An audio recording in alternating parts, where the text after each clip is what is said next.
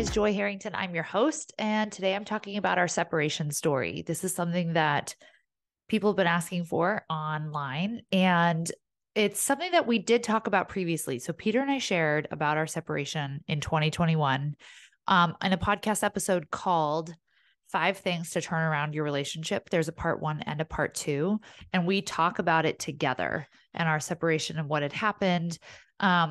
And we gave 5 things to help turn around your relationship. However, I've been getting a lot of questions on this recently. And so I decided it would just be easier to do a podcast episode. And let's just have some good old fashioned girl talk. Okay. I don't know why I'm doing that with my hand. If you're watching my YouTube video, I'm doing like the Italian, like shaky, this is good food hand. I don't know why I'm doing that. Okay. Let's have some good old fashioned girl talk. So separation 2021. Let me bring you up to speed and give you a little bit of background. So we had gone through our infidelity story, which is episode number 1 of this podcast, in 2015. Yeah. August of 2015 is when everything went down for that. And we had spent the next 2 to 3 years really working through, obviously, infidelity, addiction, all of that. And we had come out of that. And I was building a business and I was becoming independent and I was starting to really grow. I was starting to really change. I was starting to really evolve. And it really lit a fire inside of me for more. It was kind of my point that really ignited a whole new level of me that was like, I just want more. And as I began to get around people who were very successful and very influential and doing big things and going big places with their life, there was just this huge pull inside of me for that. It was almost like I knew, like, that's what I'm meant for. That's what I'm here for. That's what I want. That's what I desire. And as I was around them, I just kept wanting Peter to be around them. And I wanted us to do this together. Oh my God, I'm doing the hand thing again. I got to stop. Okay. All right. So I wanted Peter to be around them. And he did the whole, like, he was kind of interested and he started kind of getting into some personal development because he heard me listening to it, that type of thing. But as far as like jumping 2 feet into hiring a coach and starting to really like work on himself, he was more in the mindset of like, I'm trying to pay all the bills over here. Like, I don't have the money to invest. And because I wasn't paying the bills, I was able to go start a business, generate income, and start investing it into a coach. And actually, I invested into a coach before I had a business really generating income. I did that on credit cards, but I've talked about that a lot on this podcast. But I was able to more so do that. And so because I was doing that, then I wanted him to do it too. And he wasn't totally opposed, but he didn't see the value that I did when he was like, I'm trying to pay all the bills over here. Right. You see what I'm saying? So it's not that he was 100% opposed, but he was more so like, I don't have the luxury. So as I was growing and he was over here paying the bills and like doing life, there started to become a gap between us in who we were and what we wanted, where we were going. And I had no doubt that he would want the same things that I would want as far as like wealth goes and abundance goes and things like that. No doubt. However, I did wonder if he would let himself get there because I wasn't sure that he would actually open up to different ways of thought and different ways of thinking and learning about your subconscious and learning about yourself and how you're generating your reality and right. All of the things that you begin to learn about when you're around really smart, successful people. And because I was getting into the coaching world, obviously I was learning about all of that because that's like what coaching is, right? And so there began to be this disconnect between us where I was like, I don't think like we're going to the same place. And in some ways we aren't as connected because I'm kind of in a different world now than you are. And my desire for a partner who would grow with me and who would expand with me and who would take risks and take leaps with me was huge. And so we hit kind of a breaking point where I was just really discontent with our marriage, our relationship. I felt like we were stuck in ruts. We were stuck in routines. We were stuck in things that we had learned years before when we were trying to survive, going through infidelity and addiction and things like that, broken trust, right? All of that. But while those things had helped us survive, they were holding us back from thriving because thriving is completely different than surviving. And so I knew there was a disconnect in what we were doing. And I knew that what we had learned wasn't going to get us where we wanted to go. And so again, I always follow my desires. I know if I'm discontented, that means I have a desire for something else. And so for me, it's always just been a path of following what I desire and letting myself admit that when it's not enough. And so we hit this breaking point where I was like, I can't do this anymore. This just isn't enough for me. Like, I need us to rethink our life, right? All of that in February of 2020. And then we went through COVID. Everything happened in COVID and all of that. And my business really took off and his kind of crashed. He had kind of like an opposite thing, unrelated to COVID. But yeah. And then because of that, and because of realizing that we were at a rock bottom and that I was really unhappy, I had reached a point where I was like, look, something's got to give because I don't know if we're going to the same place. And I don't know if we're going to even be able to relate in 5 years. And so I was working with a coach at the time who directed me to Stefanos Safandos. I've tagged him on Instagram before. He was our marriage coach. She said, you should hire him. He's amazing. So I reached out to him. We did the intake paperwork, which was a ton, just to have a call with him. And then we did a call with him. And on the call, I just knew. I was like, oh, this is our guy. Like, this is who we're going to work with. This is absolutely what we need. This is what we're doing. And when he said his price, which is like 7 times my car payment, and I have a really nice car. When he said his price, Peter was like, deer in the headlights look, right? And because my business had taken off and it had just exploded, I looked at him and said, I'm going to pay for this. Like, we're doing this and I'm paying for it. And that was a huge risk for me. I was like slightly terrified that I wouldn't be able to afford that in a month or two. But I was like, I'm going to choose to go earn this. Like, I'm going to choose to go do whatever I have to make this money because we have to work with this guy. So we signed up. And that was June of 2020. And we began working with him. And he did it where he gave each of us a call every single month. And then we had a couples call together.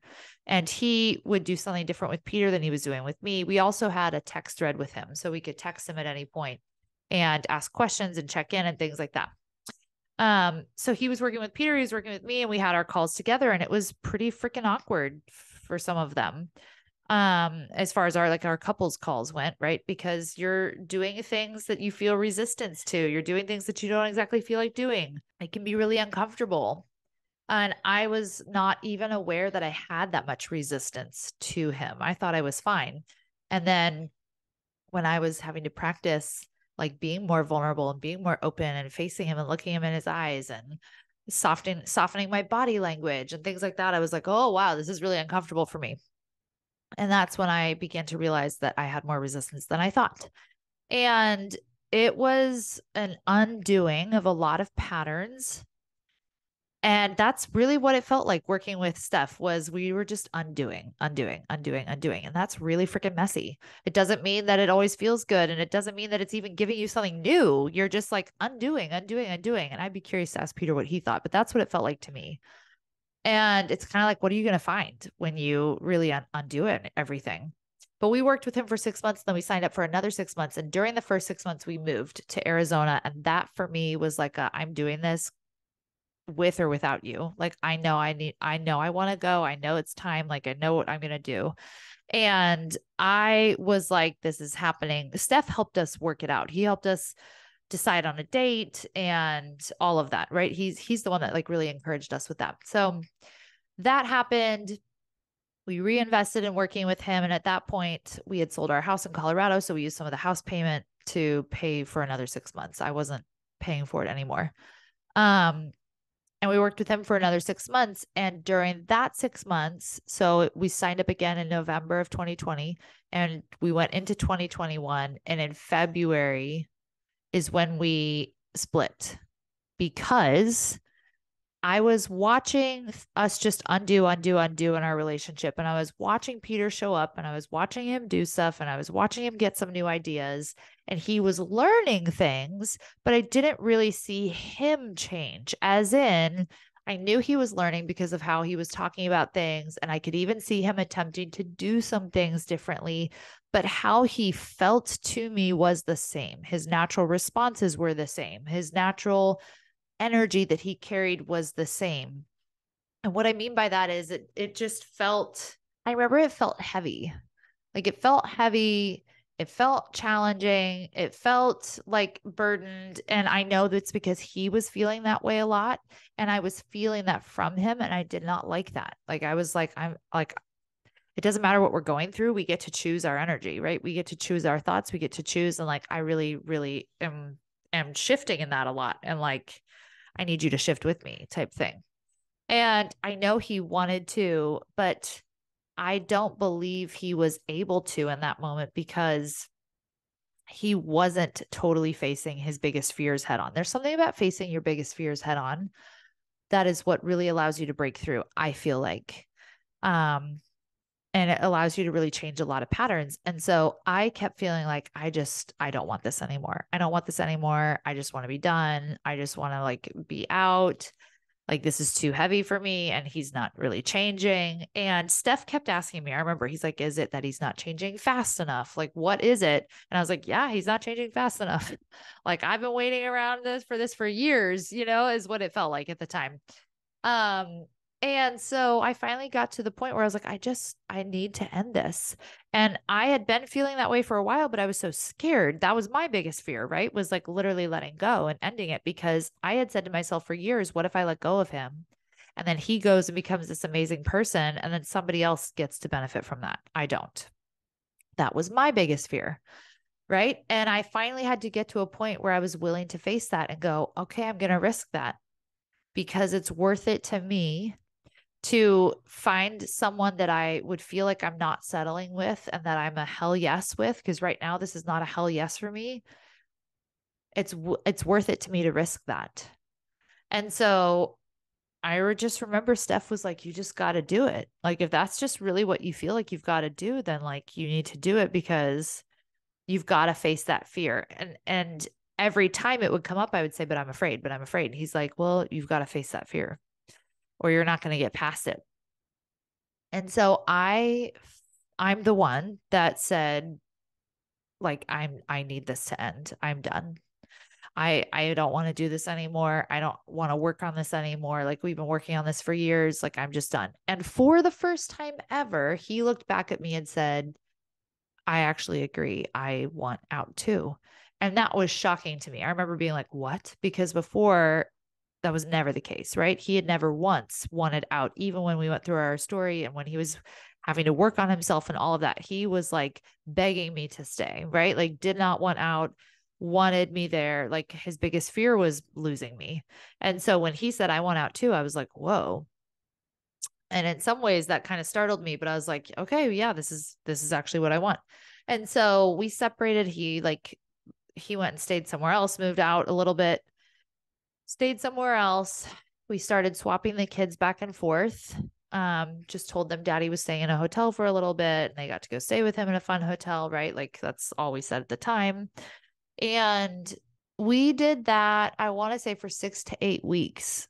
And we even had like a ending ceremony in the first few weeks when he moved out, where it was his idea. We had a final dinner out together and we each wrote each other a goodbye letter. He asked that we show up with that. And we did like a reverse unity candle. That was his idea. He had it there waiting and he set it up. So we did like a reverse unity candle and we officially ended our marriage and we were like, this is it and we're done and like goodbye type thing. And we were both teary, we were both sad, but like I was like, yeah, this is what I want. This is what I need. And then we went through, yeah, like 6 to 8 weeks, I want to say, of this like separation, swapping the kids back and forth. And during that time, I said this on Instagram, he got to really face his biggest fear of losing me, which then when he faced that big fear of losing me and realized, hey, I'm actually okay. Like I can survive. Like I actually don't need her. Then he was able to really release that fear in our relationship of needing to walk on eggshells.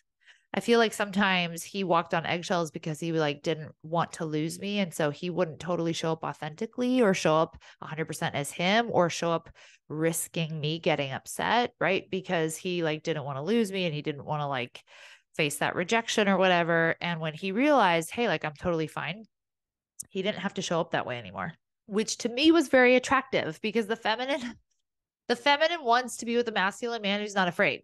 The feminine wants to be with a masculine man who shows up and is like, woman, take me or leave me. This is who I am. Right? We want to be with someone who can look us in the eye and tell us we're wrong and not be afraid of us getting mad or upset, or who can look us in the eye and tell us no and not be afraid of us getting mad or upset, and also doesn't go anywhere at the same time. Right? So anyways, he was able to face that fear. Oh, he also got really, really clear on his purpose and his mission and his vision, because once he got that fear out of the way of losing me, it was like, oh, well, now who do I want to be and what life do I want to have and where am I going with or without her? And that's when his desire and his drive for more really kicked in. Like, that's literally when he was like, well, if I can create anything, if I can have any kind of life with or without her, I'm going to go all the way. Like, I'm going to build something huge. Like, this is the kind of house I'm going to live in. This is the kind of lifestyle I'm going to have. This is the way I'm going to raise the kids, right? Like, this is how I'm going to travel. This is what I'm going to do with my wife, right? Like, this is the tone that I'm going to set for what I have in my life, what's acceptable for me, right? All of that. Because he wasn't really able to latch onto that before when he was just trying to not lose. And I've talked about this before, playing to win versus playing to not lose. And before, he was playing to not lose me in the relationship, as opposed to playing to win life, like win the game of life. And there's a massive difference when a man is playing to not lose his wife or his family or what he thinks he has, as opposed to playing to win the game of life. And so when he decided, oh, I've already lost, so therefore, F it, like, let's just go win. Let's go big or go home. That's when he became so much more attractive to me, because I was like, hello, like, this is the vision I've been waiting for, so I can like buy into it with you, because that's what the feminine does. That's why we get married. That's why we hitch our wagon to a masculine man's, is because they have said, this is who I am and this is where I'm going. And we think, wow, I really like that vision and that mission, and I want to come with you. I want to be part of that. I want to contribute. I want to help you. And together we build this. So anyways, when he got that, that was very, very attractive to me. That was a huge flip. That was a huge flip. And for the first time ever, I could feel his energy was different. It wasn't just like words, and it wasn't just like head knowledge, and it wasn't just like, oh, I'll try a couple of things. It was a determination, a persistence. It was like he has made up his mind. Literally made up his mind. This is who he is. This is where he's going.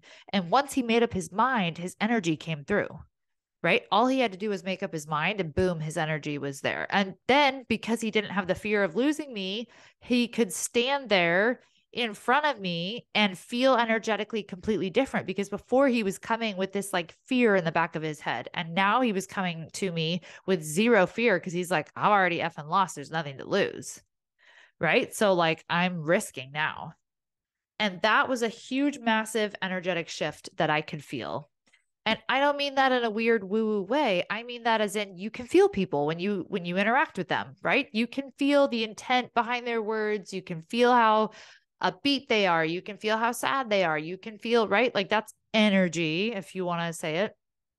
So I could feel his presence was 180 degrees different. His presence was strong. It was clear. It was confident. There was zero fear, right? It was powerful. And I was like, who the F is this? And where have you been in the last 10 years? You know, like, whatever. And then I said on my latest reel, during that separation, I also got to see like, oh, hey, here come some of my cycles and patterns back again. They didn't actually leave. There had been some cycles and patterns for me that I thought was like part of his energy, right? I thought it was part of the heaviness I felt from him. And I was like, oh my gosh, I wouldn't feel this way if he wasn't around. And like, I could just be light and free and blah, blah, blah, blah. And then he was gone and I still felt that way. And I was like, oh, hey, I guess that wasn't him.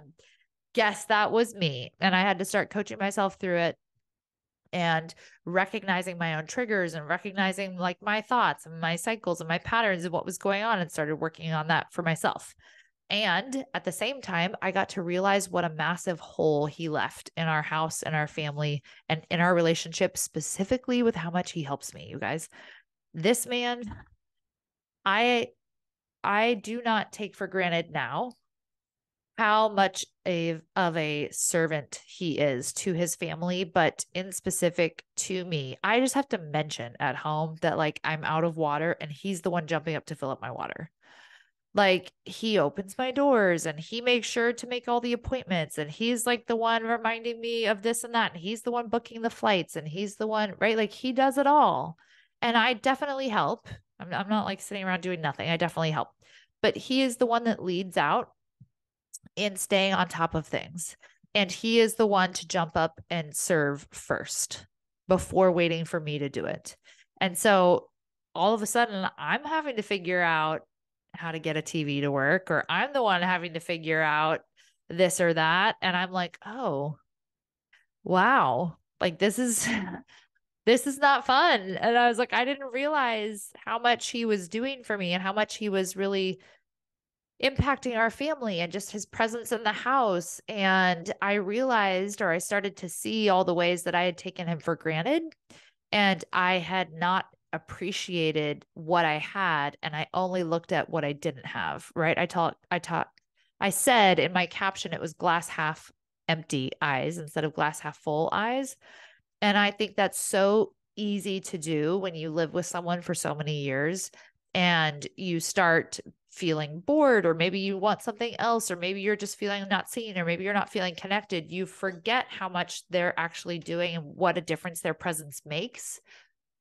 And you only see what you're missing, or you only see what you're wanting more of, which nothing wrong with that. You definitely want to see what you want more of, but in a way where you can still appreciate what you have. And sometimes having some space lets you see what you have and realize, wow, I don't want to take that for granted. Now, before I get into these questions, I want to preface this by saying I am not advocating for separation. Like this, me sharing like our story was not me saying like everyone should have a separation. I don't think that. I wish well, I don't know about that. I want to think about how I want to say this. I'm not advocating for separation. I also think our story and how it played out was perfect and exactly what we needed. Do I think it's possible to do this without one? Sure. Of course. Anything is possible. You can have anything that you want. Do I wish we had done it differently? No, I don't, because I actually think it's what we needed, because I know where we are today. I know that it led us here. I know that what I desire is always the way. I know God put my desires in me. And I know trusting myself and what I feel led to and what I feel drawn to and what I feel called to is always the way. So, no, I don't regret it. I don't wish we had done it differently. I think it gave us the lessons that we needed. And after the 6 to 8 weeks, he started to try to like ask me out. And I was like, well, who is this guy? Right. And so I was like, well, we can go on a hike. So like we went on a hike. He actually asked me on a hike, I should say. And I was like, okay. So I was like, just seeing, right? I was like, I'll see what you have to say. Like, I'll see how you feel, right? I'll see how it is. And he was so different and he was so certain and he was so sure of himself that I was like, maybe we should like date, but we'll still keep a little separation, but we could like maybe date again. Now, at the same time, we only had 3 months left in our house that we were renting. And after the 3 months was up, we were either both going to get our own place or we were going to renew together. And I was like, maybe for the next 3 months, we just like date, blah, blah, blah, blah. And then like, we'll see where this goes. Right. I was doing that route. And a friend at the time encouraged me. She was like, don't do that. Like, if you guys had this separation and you both feel different and you really do want to give this a shot, go 100% in for this last 3 months and see how that goes. Like, as opposed to seeing how dating goes, see what it would look like for you both to be 100% in, because I don't think you guys have ever had a point in your marriage where you were both 100% in. And that was true. Now, keep in mind, we were still working with our marriage coach. I think we wrapped up with him in March or April. By the time we wrapped up with him, we had decided to move back in together and to start something new and to go 100% in. No, no, no, no. We worked with him. Sorry, we worked with him till like June. Because, yeah, we worked with him till like June because I know we worked with him till we moved out of our house. So, anyways, okay, we decided, hey, we went to lunch and I was just like, I recognize that I've been 1 foot in, 1 foot out the last few years, and I would like to change that. And I would like to see what it looks like to be 100% in, both of us committed to each other, but also to ourselves and our own growth for like the next 3 months until our lease is up. Let's see what we can do. Like, let's see what we could build together. And instead of looking to fix things, let's see what we can actively build together when we're both 100% in, which was also a different way of looking at things in our relationship. So he agreed and he moved back in and we went 100% in, and we went 100% in. And then we moved out of our house within the 3 months time. And then we went to Tahoe for 6 weeks. And it was really in Tahoe for those 6 weeks that a lot of things really started to shift in our relationship. And the 3 months before that, we were definitely taking steps and we were actively starting to shift some things. But that specific move out of that house and going to Tahoe was a huge pattern break for us. A huge pattern break for us in me not controlling and taking the lead and taking charge and like figuring things out and actively stepping back and letting him figure it out. And everything happened last minute because he had to step up and figure it out. And I released control. And it was like a huge pattern break for us. I'm not going to get into that right now. And so then that kick started a summer. Well, we spent 6 weeks in Tahoe before we moved into our new house. And that's because we had broken this huge pattern. Then we got to just like spend 6 weeks in Tahoe as a family where we were just having fun and really just connecting. And it was the first time in our marriage that I began to feel so connected and so seen and so loved that I said, maybe I want to have a baby with this man. When we got pregnant with Simon, it was not intentional. And it was the best thing that ever happened to us. But it was not me coming from this place of like, oh, I want to have a baby with this man, right? We hadn't gotten to that point yet. We were newlyweds, hadn't been married super long. So anyways, I had never really felt that way before in like having a baby. And so like that's what really started me thinking about getting pregnant with Sterling. So anyways, huge pattern break for us. That's our separation story. That's how things went down. And we've been 100% in and we have not looked back ever since. Let's see. It was like March of 2021 is when we got back together and we started something new. And actually, that was very significant for me, I think, because when we went through our story and all of that pain, it felt like we needed to have some sort of ending and release of like the past and a fresh start. And we had never done that. And so I actually think that was really beautiful to like really release the past and draw a line in the sand and say, like, we're not looking back and we're building something new. And we're both committed to showing up as new people. We're both committed to being the best versions of ourselves. And I can say he has never shifted back. Has he struggled? Yes. Have there been moments? Yes. For both of us. Okay. We've both struggled. We've both had moments. We are definitely not perfect, but he has been a completely different person since we got back together. And I would like to say I've been a different person too since we got back together, but I think I should ask him that.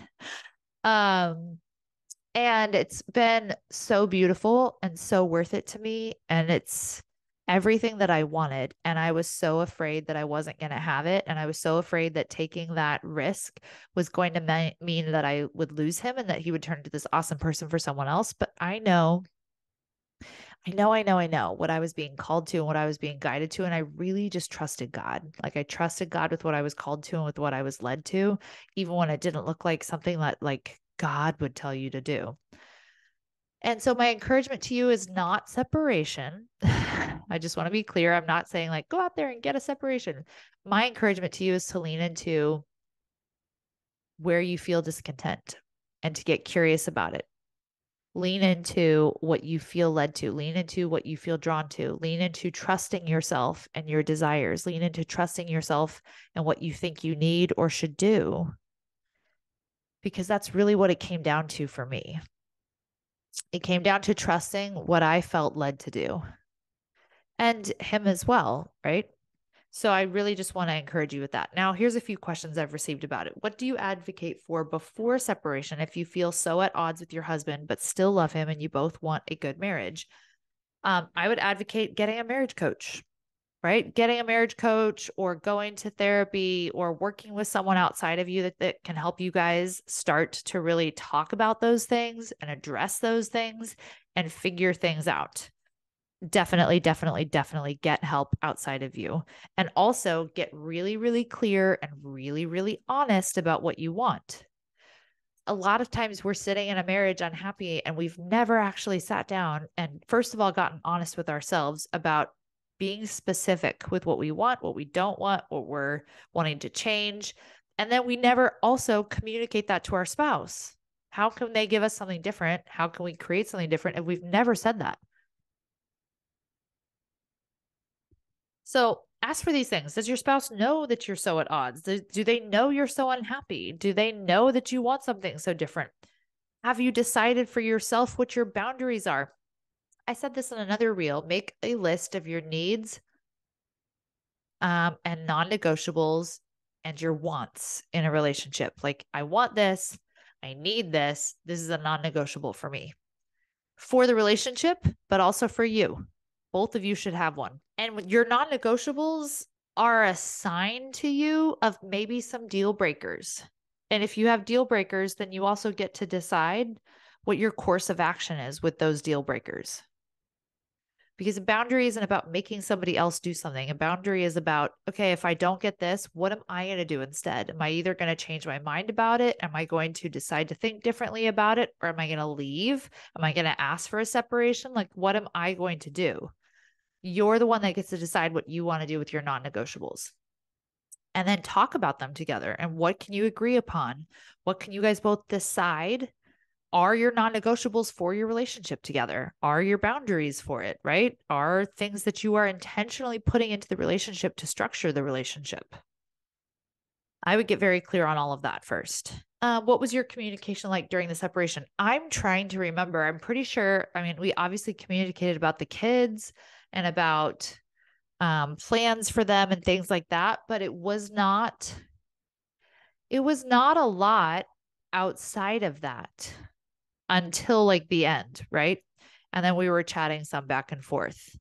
But there was definitely like distance there. I think there was just check-in about like life, right? Things that we had to check in about, the house, the dog, kids, things like that.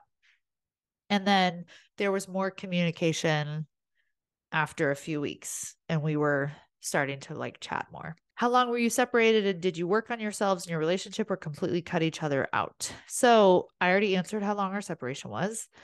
Did you work on yourselves? So the goal with the separation was not like, okay, go work on you and I'll go work on me. The goal with the separation was like, hey, we're calling it done. Like, we're done. We're going to end things. Like, we are going down different paths and we're actually agreeing to that together. What happened as a byproduct of the separation is that we both worked on ourselves. But that was not like something that we talked about and said was going to happen during the separation. We were still working with a coach. You should keep that in mind. We had been working with a coach and we were still working with him when that happened, and we still worked with him through it. So we already had that in place where we were already working on ourselves. And so I think that was probably going to happen either way. So yeah, that's our separation story. I hope that answers all of your questions and gives you some good tips or ideas or anything that you needed to hear from that. And if you have any questions or if you want to hear any other topics on the podcast, I am an open book. Go shoot me a question on Instagram. It's or actually, you know what? If you have a question that you want to hear on the podcast, email info@levelupbabe.com. info@levelupbabe.com, the name of the show. Would love to take suggestions. And if this helped you, or if you know of someone that could use this, share it with a friend or share it on Instagram. Would love to hear your feedback and your takeaways. I'm sending you all the love. Don't forget, Fully Feminine Mastermind is enrolling. This is my only thing that I am showing up for this year. There's an amazing retreat in Scottsdale in October that's going to be freaking fun. That's my theme for this group, is fun and abundance. And I've already started planning some stuff for this retreat, and like, I freaking can't wait to show up and have some fun. So I hope you're ready too. Can't wait to meet you and have you join the group. I will drop the link for you in the show notes. You can just scroll down and sign up, and I'll see you in the group. Have a beautiful week.